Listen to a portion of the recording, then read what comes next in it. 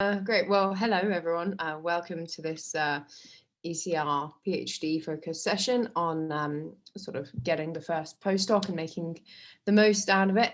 We've got a range of speakers speaking about their experiences, and then lots of time for questions at the end. So please do, fill the chat and the Q&A with any questions you have, whether those are for specific people or in general, and we can kind of all reflect on them. So thank you for the RSA team for putting this together, and let's kick it off. Okay, do you want me to start? Yeah, go for it, Kate. Sorry. Thank you. That's all right. Hi, everybody. My name's Kate Broadhurst. I'm a lecturer at Loughborough University. For those of you that don't know, no one's ever heard of Loughborough. It's in the East Midlands in the UK, unless you're sporty, of course. It's renowned for its sport. So I did prepare one slide, just more as a kind of a reminder to myself. So, which seems to have disappeared.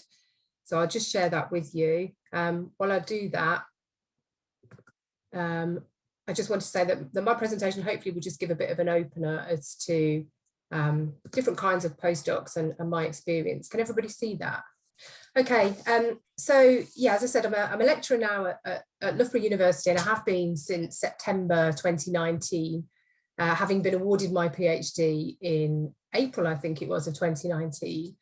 And from sort of my experience of starting to think about postdoc, but also having been in academia before, I wanted to start really by kind of busting a myth around the notion that the best kind of postdoc is this sort of first column traditional postdoc experience. And certainly there was a sense from some people in my academic community at various points that if I didn't go for one of these, or if I failed to get one of these, I'd somehow failed on my journey into the academy. And so I wanted to start, I suppose, first of all, by letting you into a secret that I, first of all, started a PhD in 1999. I know, I don't look old enough. And I left after 2 years for a whole bunch of reasons: supervisory team, feeling that the research didn't have sufficient impact. And I went into what's on the third column, so this kind of alternative beyond academia. And I spent 15 years in those kind of research posts that had a sort of policy background to them. So I've worked for large charities that do lots of kind of research around guiding policy, evaluating policy. I've worked in the public sector, and lastly in the private sector in these sorts of roles. And so for me, there's a real lesson about there's great advantages to not remaining in academia. And so if that's where you end up, that certainly isn't a sort of failed effort. Benefits include sort of permanent contracts, open-ended contracts that aren't finite in terms of time.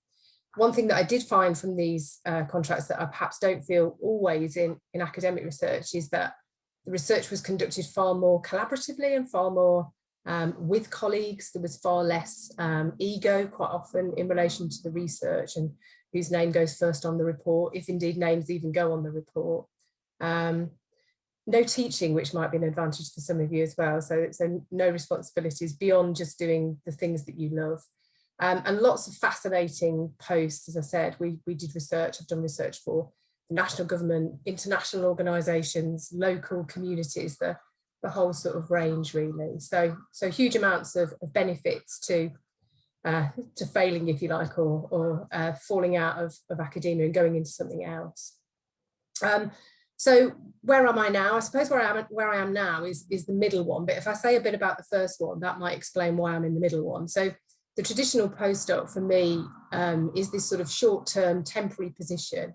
So sort of on completion of the PhD, this is all about developing your research specialisms, finding a sort of a team with a PI that may be slightly different from what you've done at PhD, but sort of honing those research skills, growing in confidence, learning new skills perhaps about research management. And I did look for these, and one of the points I noted was that there weren't very many. So certainly in the social sciences, these weren't common, much more so in the traditional sciences. And where I did my PhD, there were people who'd gone through sort of multiple iterations of postdoc with no guarantee of a full-time position at the end of that. So, and that was my experience of doing a PhD, first off, I was on a research assistant contract. That contract was 12 months. It got extended by 6 months, then it got extended by 8 months, which really kind of bred this sense of insecurity that underpinned the research I was doing at that time. Additionally, requirement to relocate. Now I've got a colleague who finished her PhD at the same time as me. She's probably 30 years younger than me. And so the excitement of relocating to, I think, Finland, as she did, was you know, absolutely fascinating and brilliant and really exciting. And I can't agree more with any of those comments. But for me, with a mortgage and children, it was an impossibility. And so that sort of traditional postdoc in column A was just not open to me, really. So what do I do now? Well, I'm, I suppose, in column B, which is the alternatives in academia. So I've got a lectureship. So the post is a permanent post, subject to some probationary requirements. So those requirements tend to be linked to the sort of the building blocks of being a good academic. So a lot of those are around research outputs, the number of publications that I get and the journals in which they're published. There's a requirement around meeting the standards of the Higher Education Academy, getting their fellowship. And then there's some requirements around securing research funding or enterprise funding alongside other kind of administrative roles. But get through those sort of hoops and the sort of the temptation, the sort of the permanent post is there at the end of it. I looked at a whole variety of these different posts, and I'd encourage you to do that because they're not all the same. So some of these are much more research intensive. My post has a really generous number of research hours attached to it that are protected, which means that my teaching load is reduced. I do teach on a number of modules, I lead on them, but they're not to the detriment of my research. My research is sort of protected. That isn't always the case in every university, and certainly I've got colleagues that have either teaching only contracts or contracts where teaching predominates and research is done to a far lesser extent. There were far more opportunities when I was looking, so I sort of had a top 3 universities in mind that I would like to work in. Again, that's very much guided by you know, not being able to pull children out of school. And there were more opportunities relatively local to me that had, you know, lectureships that would have been a good fit. So one of the things that I did was to get some brought-in teacher experience at those institutions, just to get a feel for what they were actually like and what the route into a more permanent post might look like. So certainly my sort of takeaways would be that the traditional postdocs offer, you know, fantastic experiences in terms of honing your skills around research, gaining some of that research management experience, but certainly it's not the be all and end all if that's what you choose to not go into. And as I said, that kind of short-term necessity to relocate really doesn't sit well, and there's some evidence, I think, of gender bias in terms of who gets those posts and the amount of women that can apply for those. Some of the lessons that I learned in terms of actually securing one of these jobs was to learn the skill of the academic CV. So I think I'm pretty hot on professional CVs or corporate CVs, having had numerous jobs in that field. But my first academic CV left a lot to be desired, and I actually I didn't get shortlisted for the first time that I applied for one of these jobs. And the feedback that I got, again, I'd encourage you to always get that feedback, was around the CV.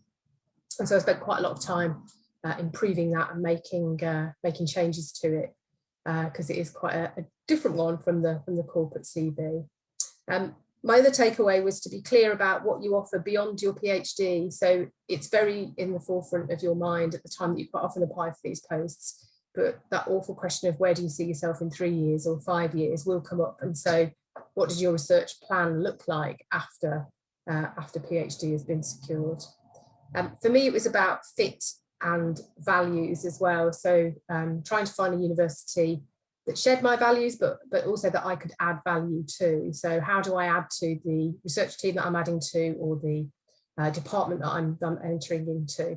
Giving some thought to who else is in there, who I can collaborate with, who I can work with, and how is my research different to them? What methodologies might I bring? So overall, on reflection, hopefully I've busted a few myths around the traditional postdoc and given you some food for thought on alternative routes. Great, thanks, Kate. I think if we pick up questions at the end, but do please add them to the chat, everyone. It's great to hear about different sort of routes and the route you've taken. So next up, I think Bryonny, you're going next. Indeed. Thanks, Frances. Tēnā koutou katoa, everyone. I'm Bryonny. I'm originally from Aotearoa, New Zealand. I finished my PhD in 2014, so I'm really old now. And I've done 2 postdocs, one in Australia and one in Wales, on 3 projects. And in the middle, I sort of jumped out for a while and worked in a kind of third space academia position. So in a university, but neither research nor teaching. And that really encouraged me to realize that I wanted to go for a postdoc again. Now, a little bit like Kate with the revelation that she dropped out of her first PhD, I dropped out of my first postdoc, just between you and me in the recording. And I'm going to tell you a little bit about why that happened and what I've learned from it, and hopefully try and help you make sure that that mistake doesn't happen to you as well. And I wanted particularly to follow on from Kate, because I want to talk about transitions in this sense. I think we have a lot of myths in academia about meritocracy, which make us think that we really have to focus on being good enough. And as a postdoc, you can really get trapped in those imposter syndromes where you think someone's going to catch me and discover that I don't know the entire literature of Bourdieu. And you can really, really worry about these things. But in my experience of being a postdoc and seeing other postdocs, what I've learned is that most postdocs don't actually fail because they don't know enough. When postdocs fail, it tends to be because of bad relationships and bad transition management. I definitely know that from experience, because both of those things happened to me in my first postdoc. And I distinctly remember even sitting in the job interview, looking at them, and they were looking at me thinking, I am not the right person for this. But then they offered me the job and I thought, well, I'm poor and there's not a lot of postdocs, so I'm going to say yes. And oh, it was a disaster. And partly there were things in that I couldn't have changed, including the relationships. Now, I was 50% of those relationships, but you know, you can't change your boss, and sometimes there are difficult dynamics to manage. But looking back, I cringe at how awful I was. And let me tell you a few of the ways that I can now recognize that I went wrong here. So I joined an interdisciplinary project from a single discipline that was very insular. So I had no idea how to engage with all these people. They tended to look down my nose at them and think, my discipline's got these answers. What's wrong with you? Don't do that. I joined a funded project that had very set deliverables that we had to hit, from a PhD where I'd had complete autonomy and had been in grounded theory when I could write about anything I liked and no one would mind. Ooh, it was nasty. I was used to being very autonomous, as that suggests, but I was suddenly in this postdoc responsible to a team, and I was a lot more junior than I thought that I should be. So what happened as a result of this is I achieved very little, I enjoyed less, and I ended up crashing out after a year and having to sort of desperately put this on my PhD and hope that nobody ever asked me about it in a job interview again. That I am here and I have a senior research fellow position is good proof that those kind of mistakes don't haunt you as much as you fear they do, particularly if you learn their lessons. But I would want to encourage you to learn from my experience to think about how to avoid some of those mistakes that I made. So I think when I look back on what happened, a lot of the problems that I had were problems about transition. And I really want to talk about those kind of transitions that I experienced in terms of management, because it is your responsibility to manage your career. And managing those transitions in your postdoc is going to be part of it. Now, depending, and from that table that Kate put up and some of the discussions I know we'll have later in the panel, there are a lot of different transitions that you might experience, and some of them might be big and some of them might be small, but you need to save the tears by identifying those and choosing actions to manage them in the before and during phases, rather than being like me and a few years later thinking, oh, that's why it went so wrong. Okay. So I would say that when you're going into a postdoc, and this includes whether you're just looking at that job ad or that call for funding, you should be asking yourself 2 key questions, okay? So the first question is to ask yourself, what is different here from your PhD?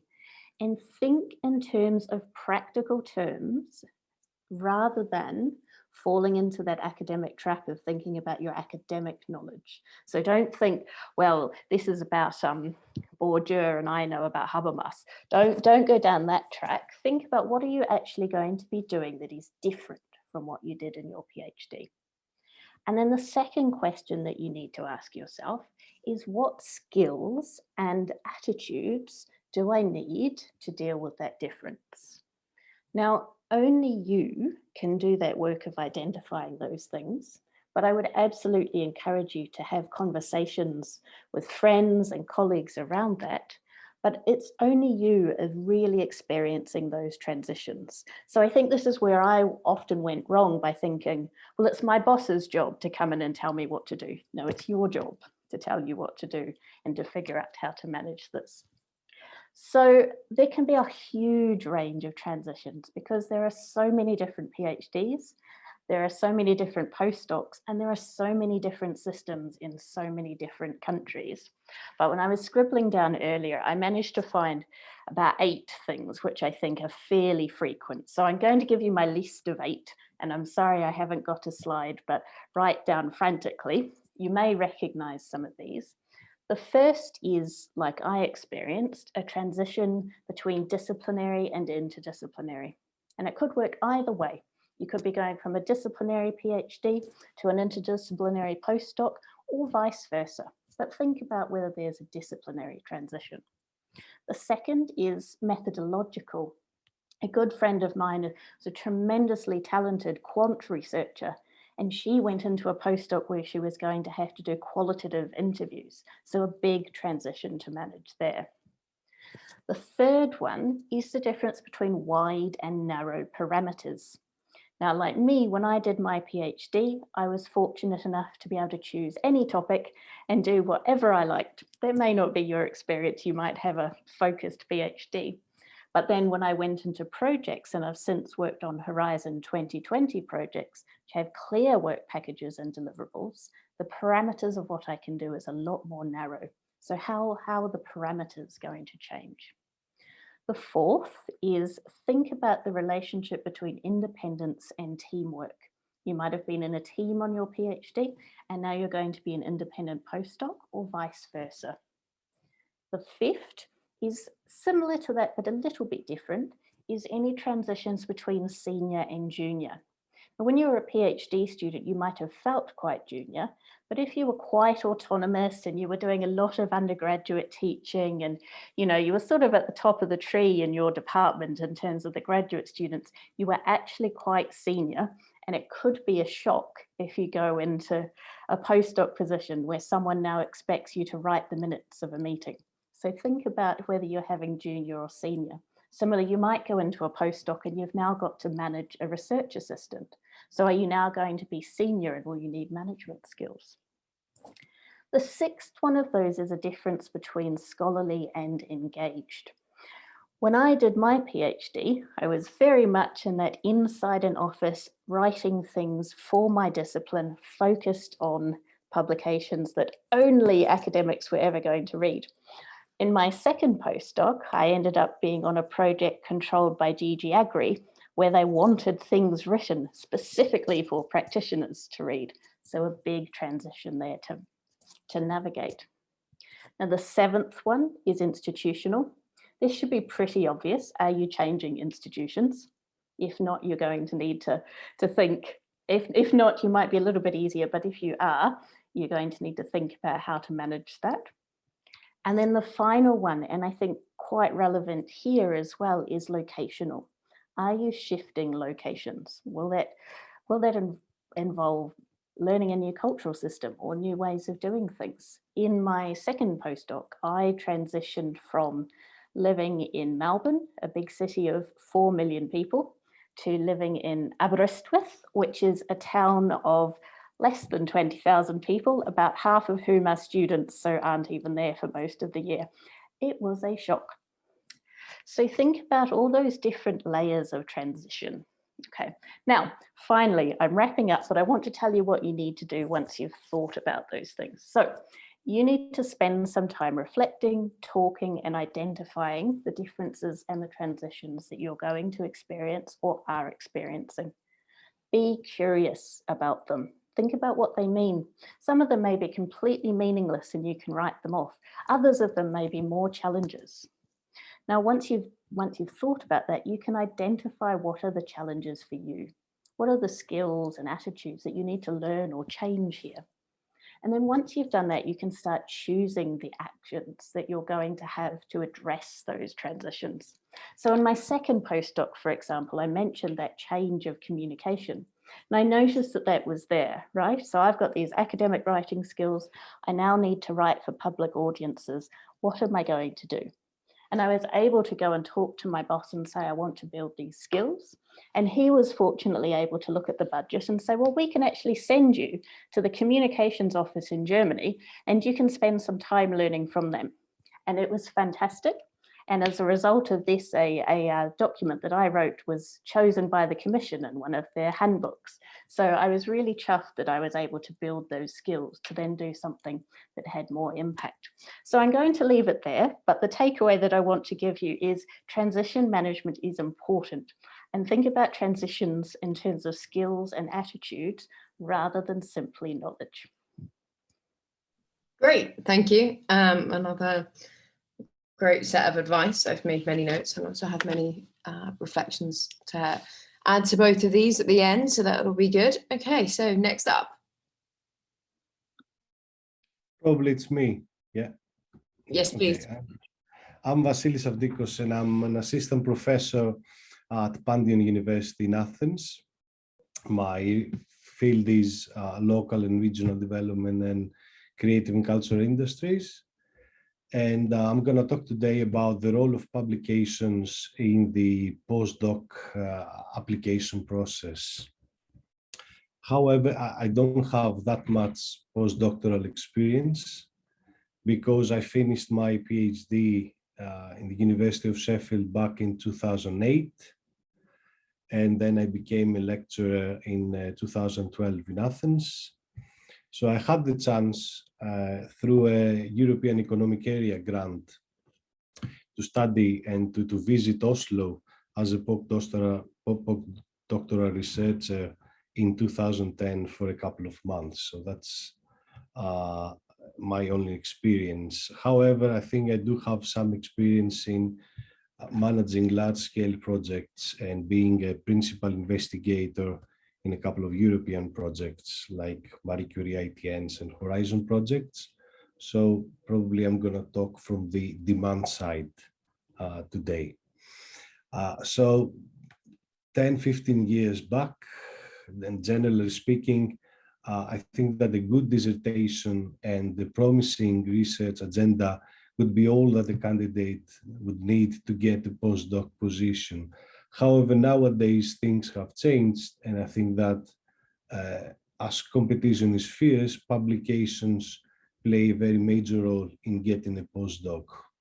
So publications are a vital part of a good CV, because through a number of publications, you show how deep you have gone in your scientific field, and they also help you establish yourself in the field. So a number of publications, especially in high-ranked journals, will give the sign to those that will hire you, to the principal investigator of the project you apply, that he or she can trust you in producing genuine research.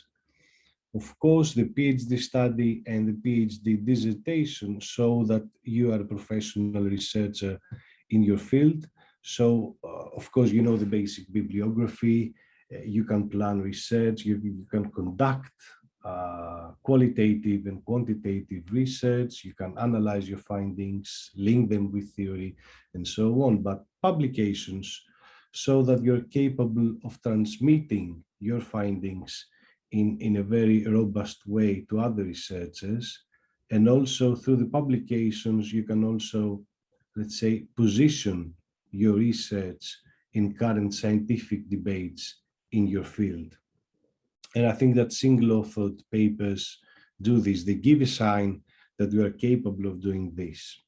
Of course, there are different types of postdocs, as we've seen before.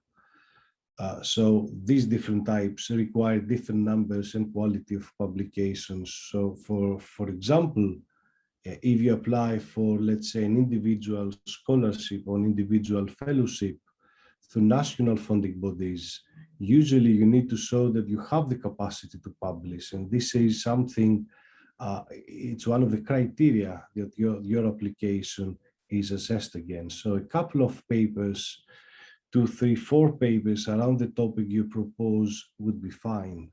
However, if you apply, let's say, for a Marie Curie individual fellowship, which is very generous, and also it's very prestigious scholarship, then you need to have a very good record of publications in high-ranked journals. So the more competitive a call is, the more published papers probably you need to show, you need to have.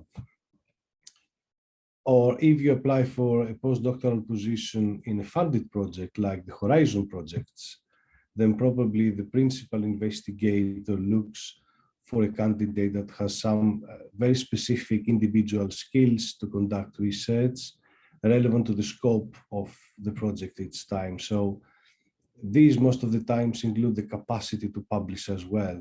But here the specific academic subfield, the theoretical frameworks you use and the very specific methodology that you're going to use probably play a bigger role in the selection process.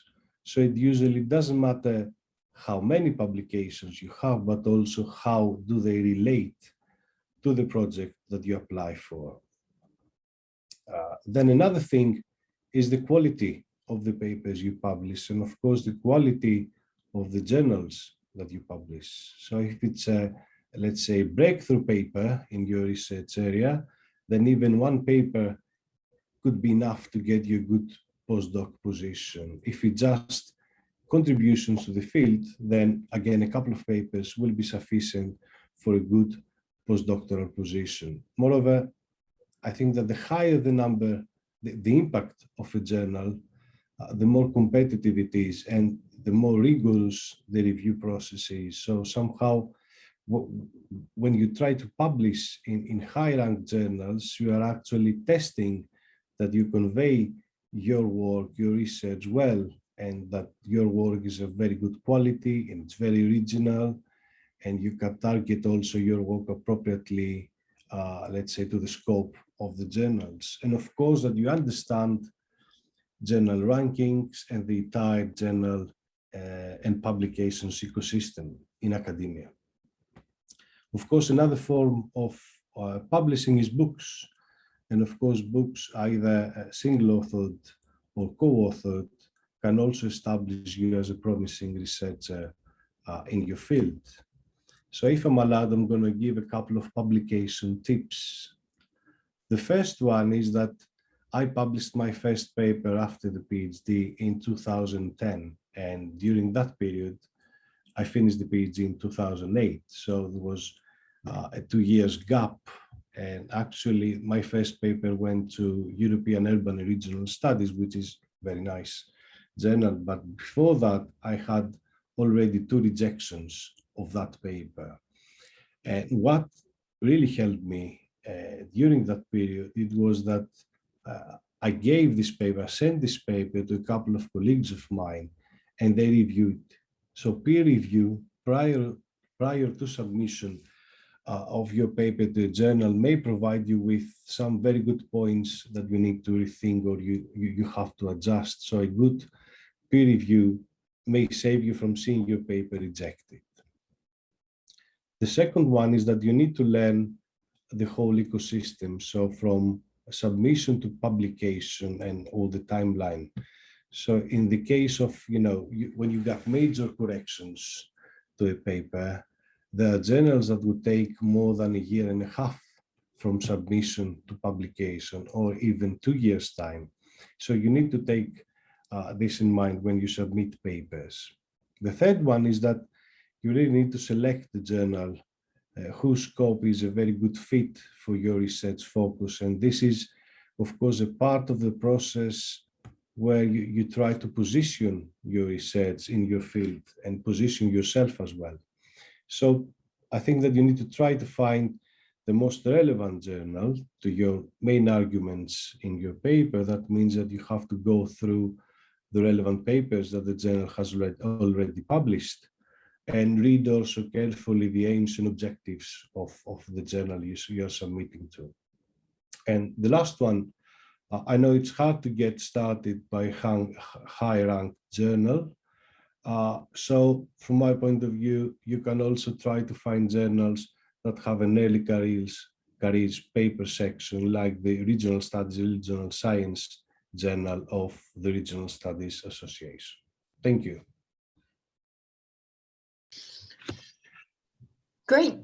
Thank you very much for this. So shall we move on now? I think Camilla's going to go next, right? Yes, that's what I have done as well. Thank you. Thank you, Vasilis, for mentioning this word positioning quite a lot, because I think that leads on nicely to what I'm talking about, which is networking. I've learned so much already from your talk, so thank you so much already. Chose networking because this is the one where I feel I know reasonably a little bit about, that I can speak about. So I was going to structure this. I don't have any slides or anything, but I was going to structure this around these questions of just kind of when, why, and what might you want to do. So maybe just a few words. I'm Camilla Chlebna. I'm a postdoc at Karl von Ossietzky University in Germany. This is my second postdoc position. Previously, I held a postdoc at University of Vienna in a more economic geography focused department than I'm doing now. I'm now at the Institute of Sociology, and that is quite an interdisciplinary bunch that I'm working with here, which is quite nice for me. Anyway, so I said I'd start by this question on when should you start thinking about networking? Basically, the answer is now. So don't wait until you need it. That's probably a really, really important thing to think about. Don't just start when you're looking for positions. Don't start networking when you know you want to do a project on something. Start right now. Use any means you have to try and seek out a network and to then start and expand it. I've actually done a course on networking recently, and the lady told us this very nice picture. She gave us this very nice picture, and she was saying, well, networking is like agriculture. You have to sow the seeds before you can actually harvest. And I quite like this picture because it's exactly that. You have to do it now, and then you can make use of it later. And sometimes you sow the seeds and you don't know whether anything is going to become of it. So you just kind of engage with it. And that is also, I think, a nice link to, I would say, you have to enjoy it.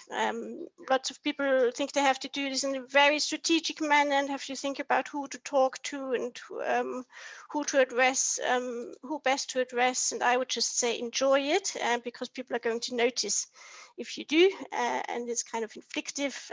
And that's one of these human aspects that really can work quite well in networking. So in terms of why would you want to do it, I think, so one of these, it's just a range of things that could come off networking. A rather relevant thing is that you can actually find job opportunities. You can be aware of various opportunities coming up. There might be access to information that you would not have otherwise. Often I've experienced recommendations. You can also speak with other people that are in certain positions and learn from them. You can gather feedback, critique, or advice on work, as Vasilis mentioned. So that, again, that's you could use your network for. Some jobs, well, many jobs, both inside academia and also outside academia, actually come from networks. So they don't, well, some of us apply for jobs and then they're lucky and then they get them. But, you know, on the whole, I think the more you progress in your career, the more likely you're actually to profit of your network in terms of job opportunities. It's a kind of way also of gaining market information. So you just kind of understand the field better, the better your network. You just, as Vasilis mentioned, it's a kind of matter of positioning yourself as well. I did this very quick Google search of looking up of how many scientific journals. I found this number that there's about 30,000 scientific journals out there, and around about just over 2 million articles per year actually published. And amongst themselves, amongst those, your article, you want people to read and you want it to be noticed. And to do that, networking actually is one of those ways that can help you do that. There's also this kind of benchmarking. So again, understanding the field, understanding the issues that are actually spoken about, that can be done through a network. Of course, collaborations might come from your network. There might be synergies that you would not have otherwise seen. Projects can actually come off doing networking.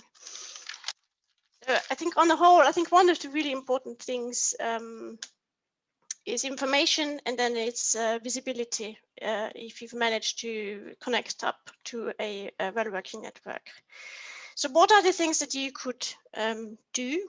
So there's maybe, if we stick with the things that we know about, so writing and the written form, there's of course academic platforms. You might have heard of ResearchGate or academia.edu. It kind of is, I think, field dependent, which one is more prominent in your field, and also a bit country or region dependent. There's of course also social media. You might use Twitter. I will speak about Twitter at the very end, a few sentences, but you could also use platforms such as LinkedIn. I use that as well. Some people even use Facebook for kind of professional networking. Personally, I don't like to do that, but that is of course up to you and how you're most comfortable with it. LinkedIn is actually a professional networking platform.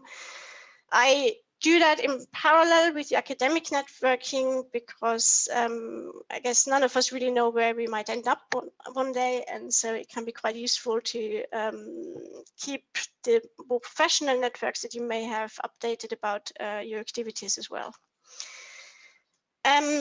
Your university will have a website and your university will have a press office. And these people are usually very keen to hear about any activities that you or your project is doing because they're always looking for content.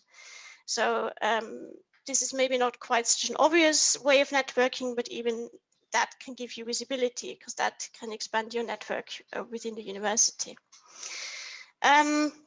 Of course, there's other ways of kind of translating your work. So it's a kind of science communication aspect. You could engage in writing blogs or anything like that. The Regional Studies Association, of course, has their own blog. You could maybe look at doing a contribution, which kind of translates or breaks down one of your articles for that. And this was the kind of written part. This is the thing that most of us know very well. But then, of course, there's the more interpersonal aspect. I would say just general openness, curiosity, conversational style. All those things are really, really helpful. I really like I just like people, human beings. I'm really curious about human beings, and I'm really curious about hearing their stories, and that helps, of course. So this is just kind of part of your personality, but much of what that involves are actually skills that you can learn. So don't underestimate what you can just kind of go and train yourself to do. Look around at your graduate academies offer. They will often have courses that relate to networking. They will have conversation courses, communication courses, and all this can actually help you in kind of developing those kinds of skills. So what does it kind of mean? So the obvious one is obviously if you're at events, speak to people, be there, be present. This doesn't have to mean that you really have to engage in academic conversations. This can be a conversation that starts over discussing that the coffee at this conference is particularly sour. This can be a shared issue or the cookies are dry or whatever, and then that can turn into something via the conversation. So these kinds of loose conversations can really turn into more in-depth conversations later. And some of my, now I would say, best and most productive network connections have actually started over a beer in hand and discussing random subjects.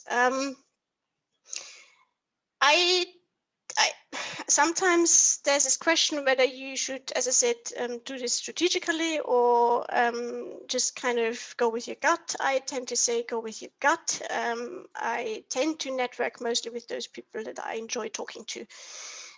And I think that is just helpful. I think that's probably, maybe, I'm not sure whether this is good advice, but anyway, that's how I like to do it. And it tends to be noticeable whether you enjoy it or not. That's what I would say.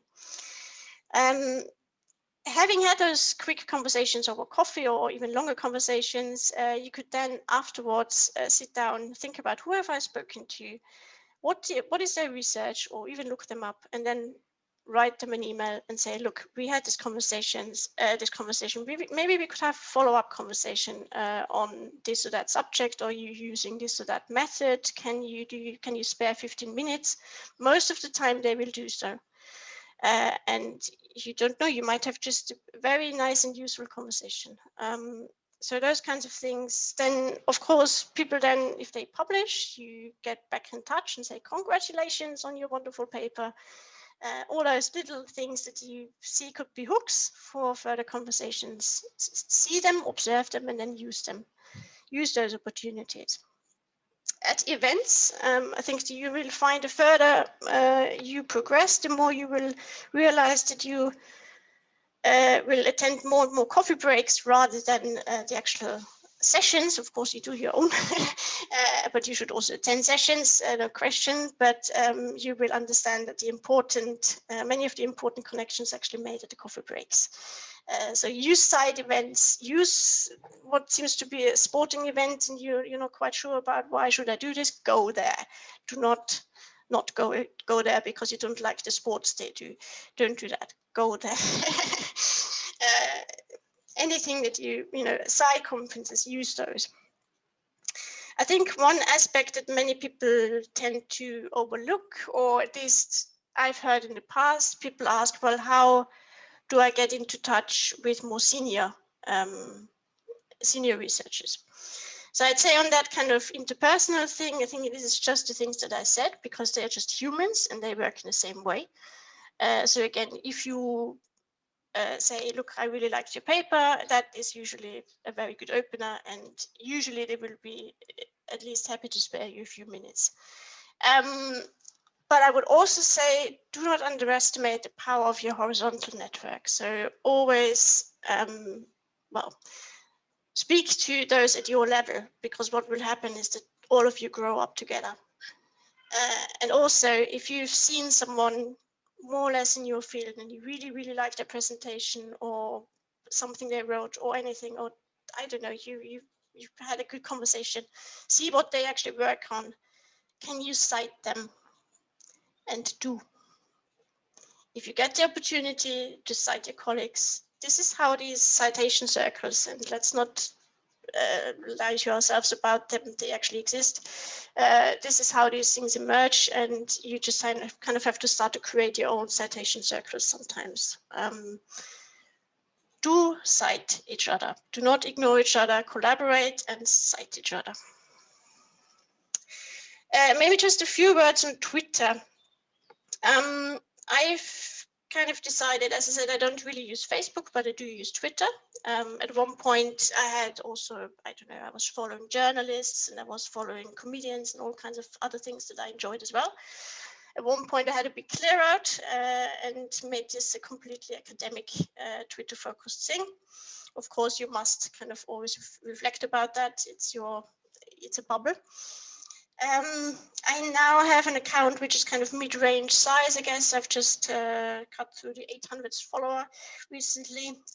But what I have is quite a big following of early careers researchers.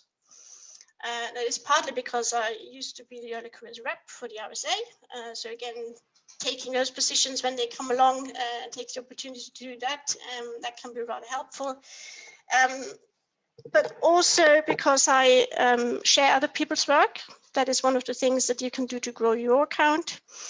Tend to try to pay it forward in kind of many ways. So you celebrate other people's work as well. And then eventually you can then use that to, of course, market your own work. Also, I've had conversations at conferences that went like, I know you from Twitter. And of course, there's this initial awkwardness. And once you get beyond that, you can have great conversations. Being an interdisciplinary researcher, Twitter gave me an opportunity to cut across disciplines as well, which is quite nice. And I think that might be a share of my followers might be there because I cut across those disciplines and then I share things that also cut across disciplines or come from all those disciplines. So it kind of makes it a useful account for other people. And I think that is one of the ways that you can position yourself within the network.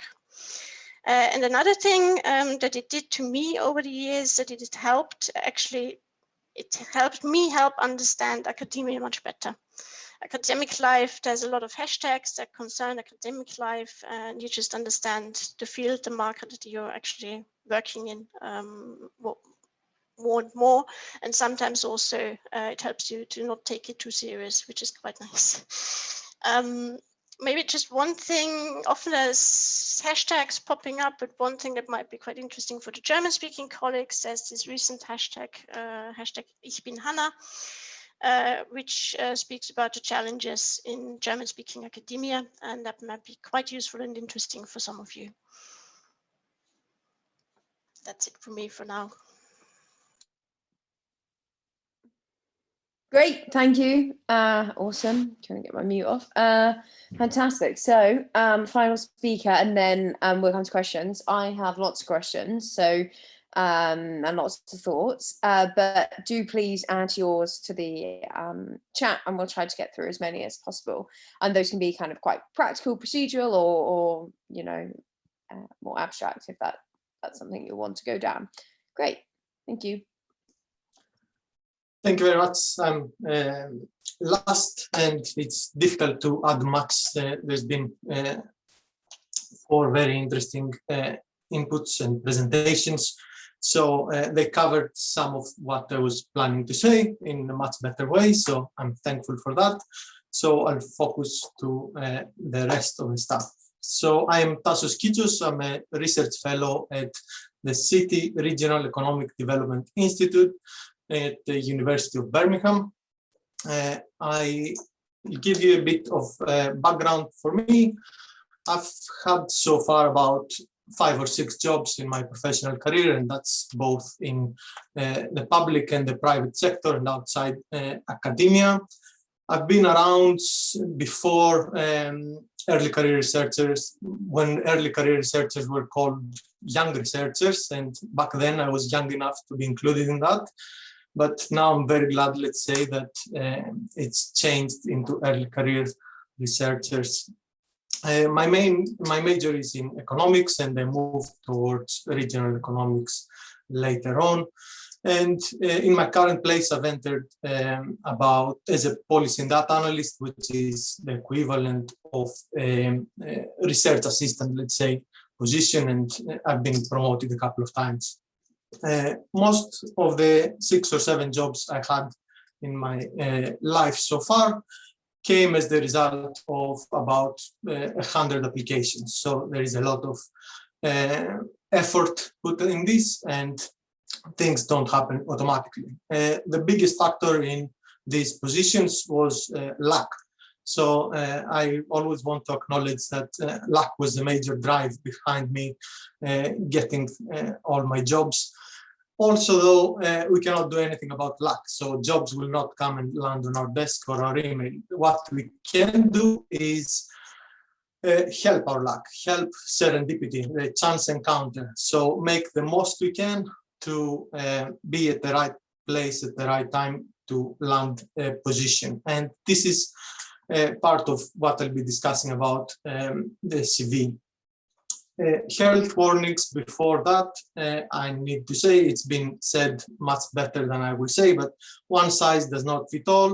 My experience is a UK experience. I know that in terms of CV, for example, different countries have different rules, and it's all down to the individual doing enough research to make sure that they adhere to this. For example, the Spanish system has a very specific website where you go and put all the information about your life, and it gives you a PDF of your CV, and you cannot apply for a job in another way, mostly. I also want to mention that, as it suggested as well, postdoc is not the only way, both in academia and the only way after a PhD. There is many other options, and it's really nice to have these discussions about job prospects, because there is a big mismatch at the moment, at least in the UK, between supply and demand of PhDs. So we need to start having these discussions and open them up to alternative careers as well. Right, but let's focus more on the CV. I have three things to say about the CV. The first is, it's not a single document.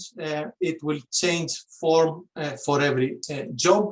My suggestion is to have a generic or a master CV, and in this I'm using Theodora's routine. Theodora is a friend of mine. That's not relevant. What's relevant is her routine. So what Theodora does every morning is the same way I'm opening my emails, and I have them open throughout my working day. She opens her master CV and she has it open all day. So when this email comes from Horses and Hounds magazine that her research was cited or used somewhere, then she can put it in her master CV in case she needs to use it later on. So use your a master version of your CV as a repository of achievements. However big or small, it doesn't matter. This is for you. It's not for anyone else. The bigger this master CV, the easier your life would be, both for applying for jobs and also for discussing your performance every year once you are in the post. So I found this very useful advice, and I'm hoping it's of use to some of you. The second is, there is no universally accepted CV style. So you will need one CV for each job, and this is where the master CV comes in. It makes this a bit easier. My approach, at least in recent years, that my hit rates between applications and jobs improved a little bit, was to try and empathize a bit more with the selectors. So have a little bit of background research and see who they are, what they need, and also read very carefully the job description. If a job description says we want someone to do research, teaching, and policy engagement, make sure that your CV has all these three aspects in a similar line as well, and detail. The way I want to think of a CV is like a hook line. So you want to have as many hooks for people to stop by and say, that's interesting, I want to ask this person more about this. So you want a little bit of detail, especially around projects and your role in it. So you don't want to arrive at an interview where you said you have worked on a project only to be asked, and your contribution to this project might have been very minimal. So you want to be upfront with these aspects, and you want to provide an accurate representation of what you have done. Not a humble one, but an accurate one. Finally, everyone will have education in their CVs, everyone will have publications or a pipeline.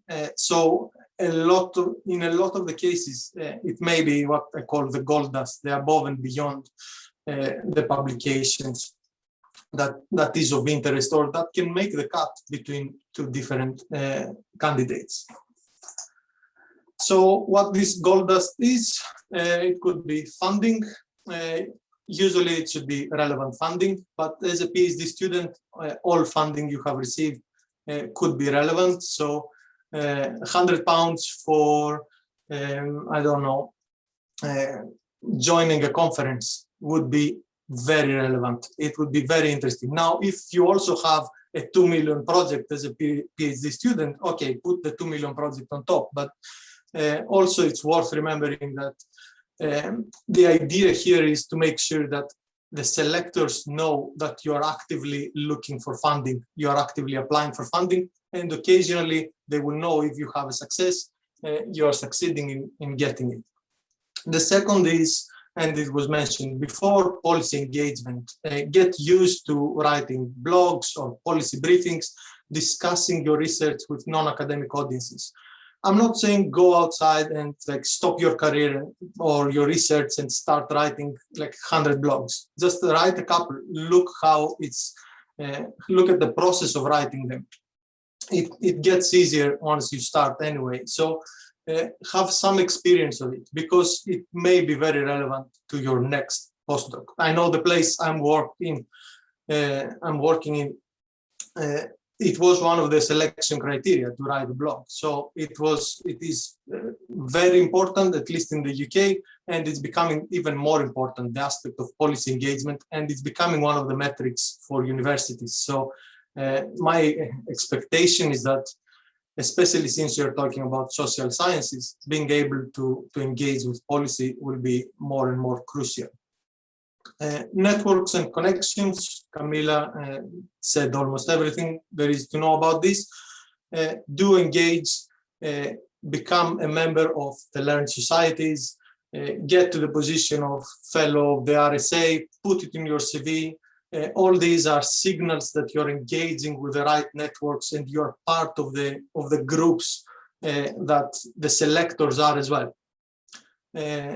Citizenship, we call it citizenship in the UK, it may have very different names. I'm talking about helping to organize seminars, workshops, conferences. This is very easy, a very easy way to show that you care about those around you. You're a team player, you can fit within a department and help others grow. Finally, indicators of esteem. You don't have to go crazy on this. I mean, I don't have in my CV that my mom thinks I'm in the top 2 of smartest people in the world, the other being my brother. So you need to apply some kind of filter, but make sure that some indicators of esteem, some sort of praise, for example, on an email about your dissertation, or these sort of aspects are clear on your CV, and you can use them according to the case. So finally, to close up, I want to say that this is a targeted numbers game. You need to make sure that you have the discussions that Bryonny talked about with yourself and identify where you want to, how you want to evolve. Also, it depends a lot on what's your position, whether you desperately need the job or not, and what and these aspects. It's also a case of individual. So Bryonny's failed postdoc could be someone else's dream job. So let's say, so it's a synergy between the applicant and the job itself. Remember that all you can do is assist serendipity and make sure that you do your best, but don't beat yourself if things don't come. Most of the people that have gotten a job, they've applied a lot before they got this. And the final aspect is get a useful friend, or friend is not necessarily, but get someone useful to comment on what you're doing. And when I'm saying useful, I'm not saying someone that says this is amazing all the time. Someone that picks on things that can be changed and assists you to change them. So and someone that will constructively give you feedback that may not always be soft, but it will be very useful. I'm very happy to have more than one in these cases, but I think everyone needs at least one. Thank you very much. That's me, and I'm really looking forward to the discussions. Great. I will take like 2 minutes to just explain myself a bit more, having fully digested my hay fever tablet. So just for those of you who don't know me, I'm the ECR rep at the RSA. I'm on my second postdoc. I am currently a research fellow at Cambridge. It's a 5-year post where I get to do whatever I want. And before that, I was on a 3-year project on someone else's project where I was lucky that he was flexible, and the structuring of the funding meant that we got to do whatever we wanted, but we did it collaboratively. Reflecting on my own experiences and kind of the different comments there, I would say that the things that I found have been most important is in terms of the network, when it says contact this person for more information on the job, actually bother to do that, because you'll learn what they actually want. So for example, my PI on my previous project, he wanted people who were team players, because on his project before, he had the RA he hired wasn't used to working collaboratively. So he was really interested in what work I'd done with other people, and I was able to sort of foreground that in my CV. Second thing, kind of in terms of the horizontal networks and kind of what's been said by a couple of speakers, like bounce ideas off your friends. And for me, I turn to 2 colleagues who know my academic research, but also turn to friends who like know, oh, remember that time when you were bitching about doing that like really laborious task? That's an example of when you did X. Like the things that you don't necessarily talk about with colleagues, other people will know and be able to use those to fill in some of the other parts that people are looking for. Thirdly, be really honest. So I know Bryonny said about getting some training. I said in my job application that I didn't have all the skills that they were looking for. I was like, I know how to do this one I don't know, but I've identified this course, which is free and is at this place, and I can do it at this time, which is like 3 weeks into the project and well ahead of your work package set up. Like, take some initiative. And then finally kind of create that cycle and go back, and as soon as you secure the job, try to create, sort of to the point on managing your relationships. If it's possible to set up then like a mentorship with your PI or someone in the department, do that. So then when you need to ask people for advice and look for jobs, all of those things are sort of fall forward, and it works quite well. Anyway, I'm really lucky. I really enjoy my job, and I also only have applied for 2 jobs, so I'm extremely lucky. And there are just a few thoughts I've had across everyone's different talks, but to go to some of the questions. So to begin with, I don't know if anyone wants to just kind of jump in, but question, which suggestions do you fall to give if you still not have any publications, but you want to stand out shortlisted for a research position? I did my PhD in economics and IB, mostly in economic geography and transport perspective, and I graduated this year in March after 3 years. I'm doing a postdoc, which is similar but somehow different from the ones I specialised in my thesis. I have 2 main concerns. First, in economics or IB, a journal takes minimum 1.5 years to publish, therefore one may not have a publication, but still good, promising research pipeline. And 2, how much does specialisation matter? And the fact that their current research is on 2 different topics. I think this is a great conversation to start with, because certainly the 1.5 years is not totally abnormal. I just had a paper published after 2.5 years. So something that we can all reflect on. So I don't know if anyone wants to jump in on that. Yes. Yeah, definitely. I mean, the amounts of times I've been frustrated with the slow publication processes, but we are all in this. So when we are reviewers, we tend to be slower than normal to send our reviews, and when we are submitters, then we're just complaining that reviewers are slow. So I'm not, I mean, it is what it is, and the good and bad thing at the same time is it's similar for everyone. I think what's important at this stage is to show the potential. So if you have something that is under revise under submit, put that it is revise under submit. Don't put it under draft papers. Give more details on what stage it is, because it's very different if it had one set of reviews given back to you than being under review. If it's under review, say that it's under review. If it's a working paper, say it's a working paper. Important is to show detail. For example, in my case, I'm based on a business school, so very much the currency is the ABS list, 1, 2, 3, 4 stars. That's journals are based on this, and there are of course other indicators of esteem like impact factor and so on.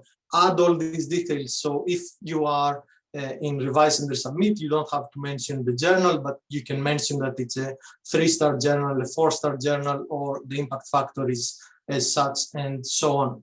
So give more details.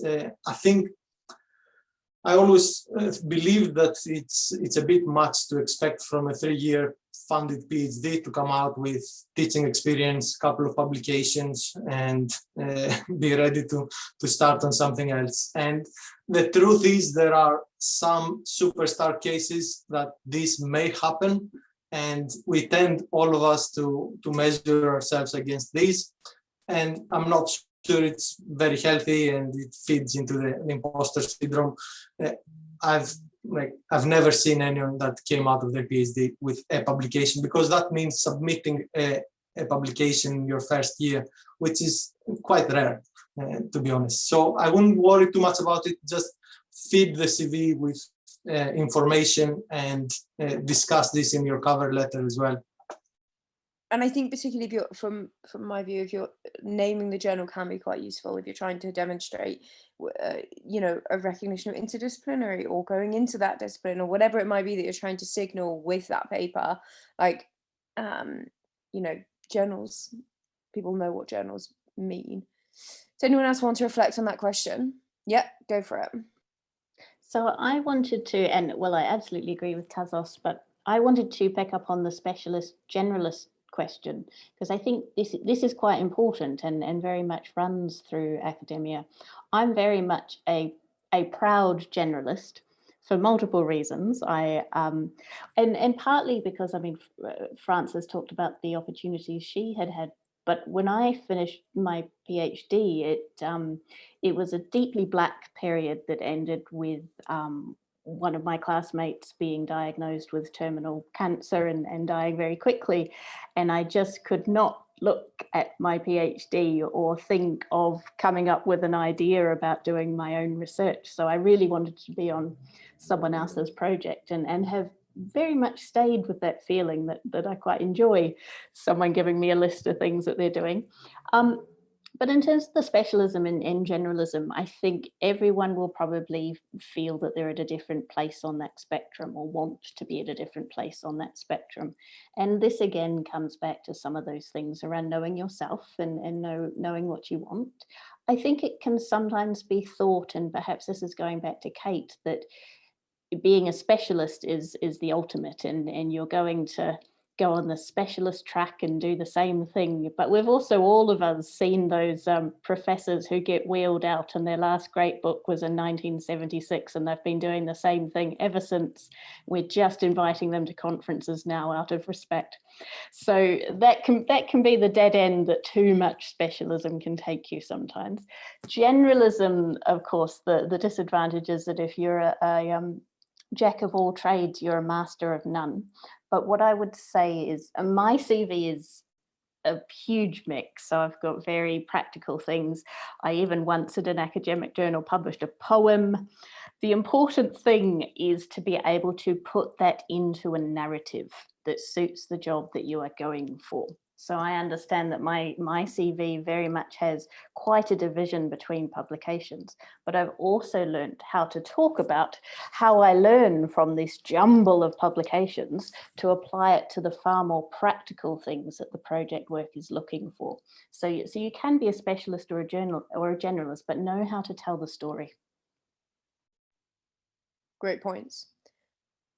Did anyone else want to jump in? No? Oh, I just wanted to also mention that you can submit to working paper series. That can be quite useful. Obviously, try to get it to quite a good stage, because they're not usually peer reviewed. Often you get in quite easily. So you want to have had that reviewed amongst your own peers in your department. So you want to know it's quite good when you put it out there. But that can be a useful way of just signaling to the community, and also how to say, occupying a bit of ground and saying, look, we are here and we're doing this work, or I am here and I'm doing this piece of work, and these are the terms that I'm going to be using, yeah, just kind of put your hand up, and then let's all wait together until this gets finally published. Yeah, great. I would also like second Bryonny's point, and reflecting on like the kind of additional path on Kate's table, that this kind of like research intensive postdocs, I don't understand how people had no ideas at the end of their PhD. I couldn't like think about coming up with a schedule for a whole new project, and credit to those who are able to, but there's a reason that the people who get the Marie Curie, etc., often get them after a year of other postdocs or other placements. You know, you need some time to reflect, and you know, I don't think there's so much pressure to apply for those in the final year, and think about, you know, what you actually want to do rather than what you're going to be compelled to do because you've committed to it. Okay, Camilla or anyone, does anyone have any tips on how to network in online conferences? I was literally just going to that back in the chat because I knew there was something there, just finding that. I think, and I've been seeing quite a few fellow academics have been joining Twitter as well, because it's one of the really useful ways of doing networking. Most of it has gone online, and yes, that makes it more difficult, but it is not impossible. Join those events. When you are at online events, use the private chat function to address people directly, send people an email, and say meet up online. Let's just meet up online, have a conversation online for 15 minutes. Again, most people will do that. So the same things apply, just don't be scared of virtually walking up to people and asking them. I think that is the thing that I would say. Maybe anyone else wants to say something as well. Kate, do you want to go first? Yeah, I think in some ways the online opportunities have opened up opportunities to network. So particularly for me and others who might struggle to get to international conferences for a whole variety of reasons, it enables you, I don't know about you, but I've probably been to more things in the last 12 months and made more contacts than I would have done had I attended those in person. And I would just echo what Camilla said about finding out who's speaking, read their papers again, as is demonstrated through this fantastic festival. That information is readily available online. You can read all the abstracts, you can find links to those people. So if anything, we've got no excuses now in this virtual world not to network. And you've almost got, you know, the anonymity, or a little bit of not actually having to work up to that person in the coffee queue and start that awkward conversation. You can plan what you're going to say in your tweet, can't you, beforehand? Great. Tasos, do you want to go? Yes, can I just add, I agree with Kate, like if anything, we have potentially more opportunities, at least for people like myself that would not normally approach someone at random and be like, I really like your presentation. I find this even probably easier. I mean, the program of the conference, this conference is out, the recordings are out as well. So you follow a presentation, you see one that you like, even if you haven't followed it live, just an email afterwards. I really like the presentation. Have you thought of doing this? I'm doing this. I am attaching my draft paper. If you have any comments, etc., etc. It won't always work. I mean, a lot of people don't respond to emails. Let's face it. But it doesn't cost much to do it. And once you do it a few times, then the hands go on their own and they fill in these emails. And it's usually more often that early careers will be more keen to connect, I think. And there is also I think there's events that kind of put people together and in a sort of speed dating approach where you just get to meet random people. But I think it's easier to look for people that are doing stuff where you want to be or when you have a contribution to make, and then approach them directly. Yeah, and I think to reiterate your point and Camilla's point earlier, the horizontal kind of ECR, I think this is something we're particularly missing in these times, is like the opportunity to make those connections. That means we all develop at the same time. And certainly PhD researchers are really missing that. So, you know, sure, the managing editor of your favorite journal might not respond, but another PhD student or an ECR person is highly likely to. Cool. Okay, great. Lots of suggestions there. Research about India or the UK. So I suppose another question is just when you're writing a research proposal, should you base your research on the area you know, like geographically, or geographically the area that you want to be based in? I don't know if anyone's applied for like research-specific funding in the UK to speak to this. I can respond if not.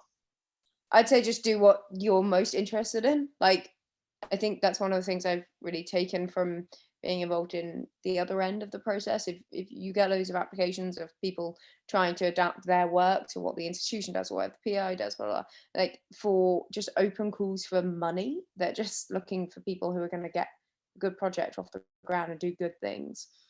Of course, you know, if you're looking to apply to a department to be part of whatever, you need to fit within the culture and things. But if you're just looking for a pot of money, yeah. I have seen funding and positions to that end, both for like Global South kind of specific calls, but also more UK based. So it depends on what you want to say and what you want to do. So I wouldn't fit my research on that. My question was that I did my PhD from India, and that is the social issues. I work on social inequality, social justice, and affirmative action policy in India. Okay.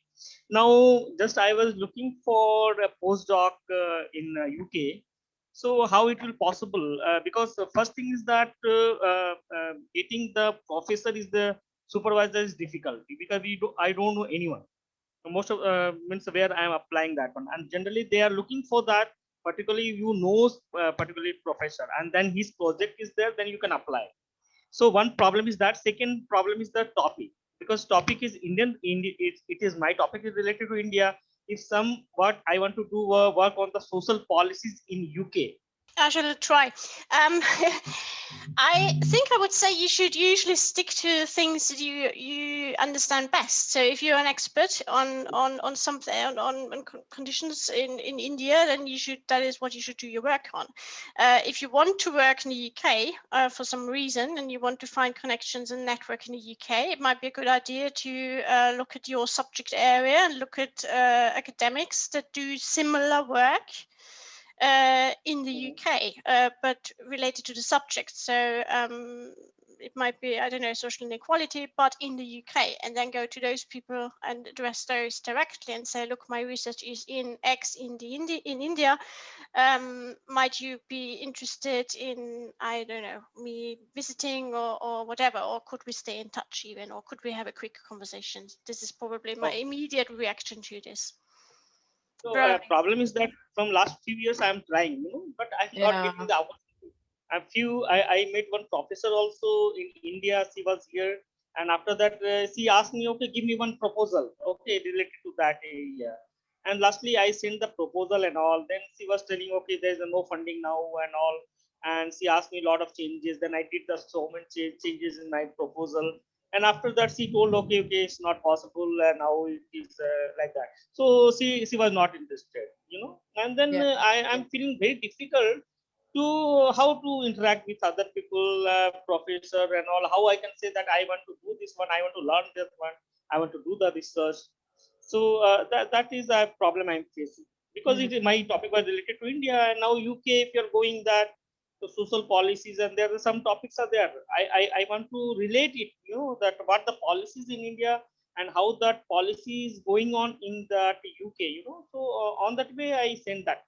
but it is I'm finding this difficult because my PhD from India. No, we cannot.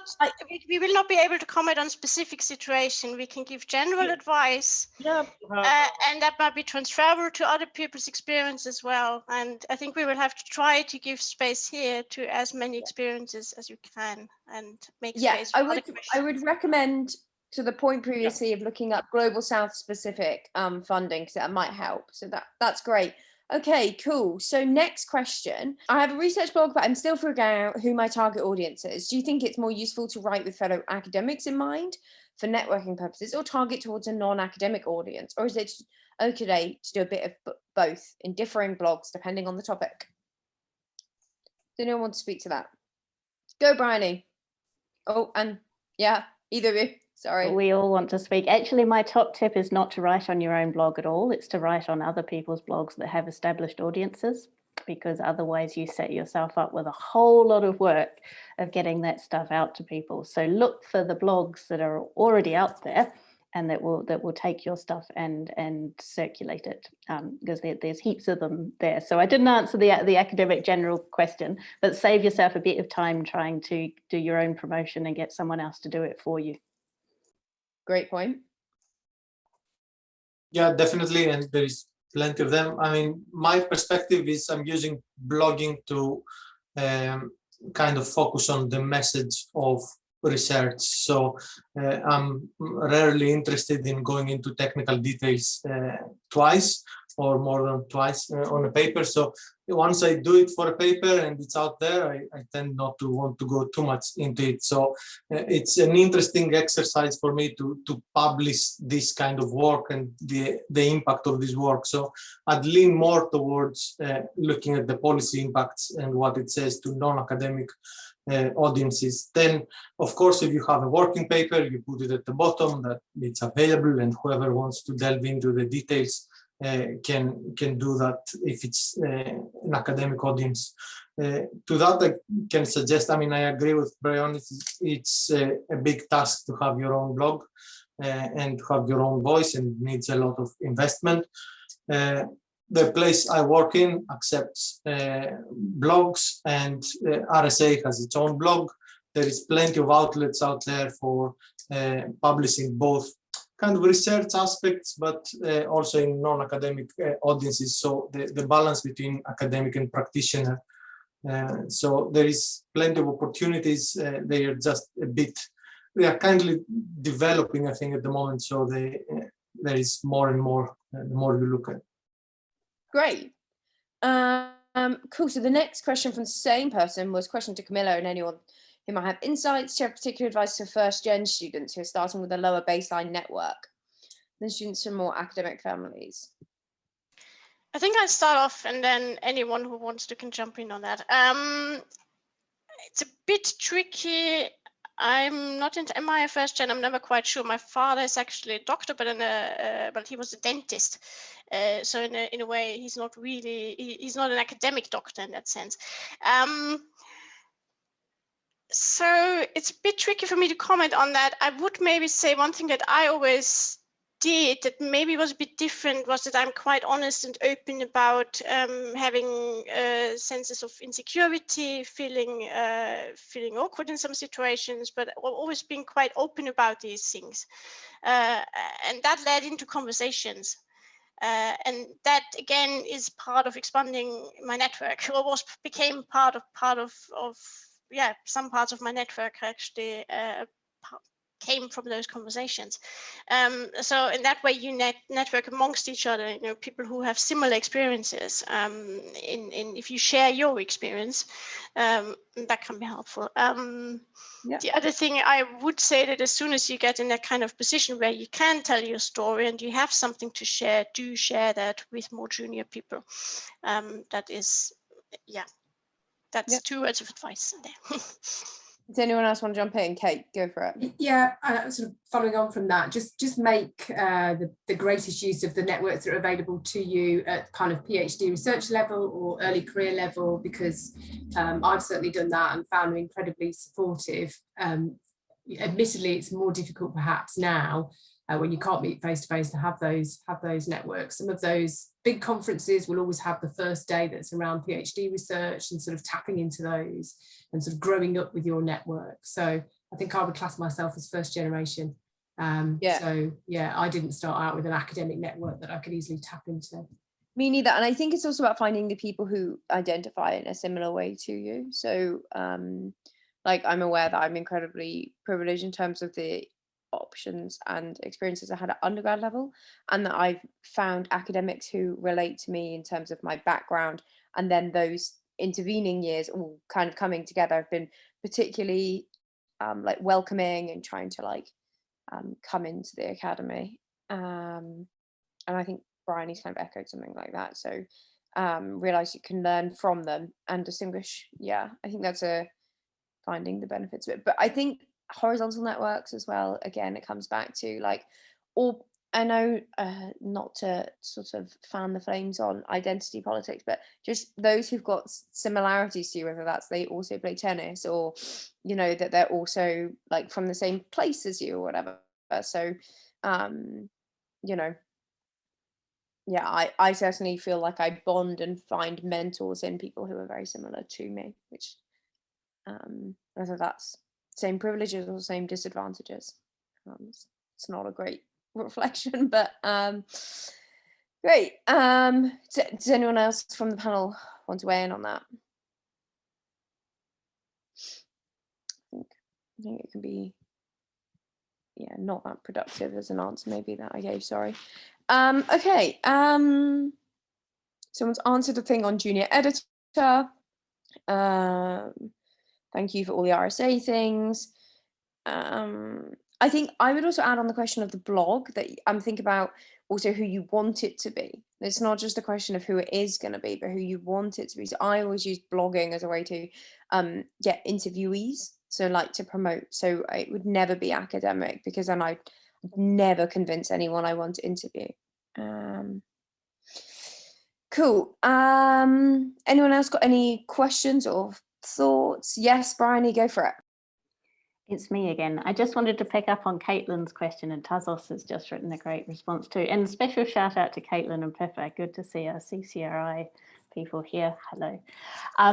So in terms of those transferable skills, and maybe I'm slightly going back to my earlier point about specialists and generalists, I think there is a difference between I postdocs and you postdocs, and I'll tell you what I mean. An I postdoc is when you say, I want to research X, Y, Z, and it all starts with I. And that's when you go down the track that Francis is on, when you're looking for a postdoc that allows you to choose your I. But a you postdoc is when someone else has got what they want to research and you're applying for a project and you are saying to them, you want and I bring.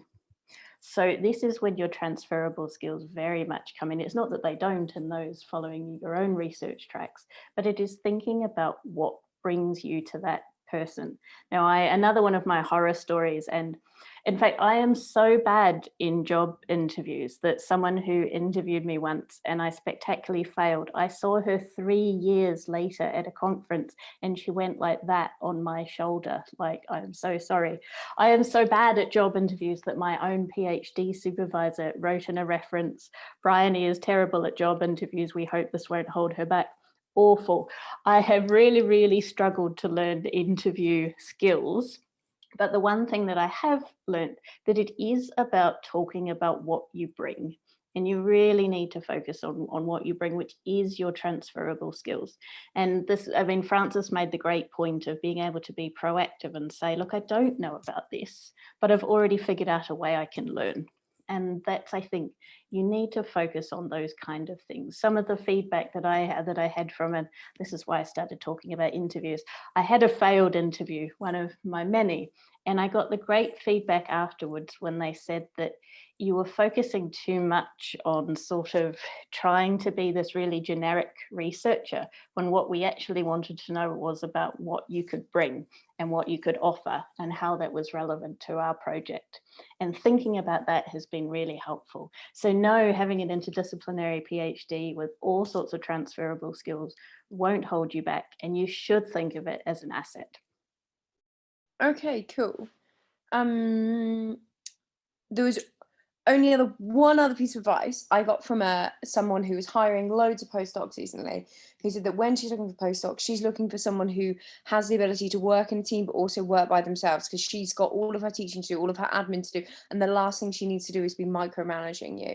So whilst there are many micromanagers out there, it's being able to demonstrate that you can balance that. I can, take the notes in the meeting, but also if you ask me to just write a literature review, I'm not going to check in with you 3 times a day. So I think that's and something to remember, that you need to be able to explain how you will work with them, recognizing that even though a project would likely be 100% of your time, it won't be for them. Cool. Right. Well, that's us done. Go stretch your legs, 25 minutes before everything else. Thank you to the panel for all their honesty and for the RSA for putting this together. If anyone has any further questions, certainly my emails are available on the RSA website as the ECR rep. I'm happy to take questions and also sort of forward them if they're appropriate to forward. So yes, anyway, lovely to see you all. Enjoy the rest of the conference, and hopefully one day we will meet in person.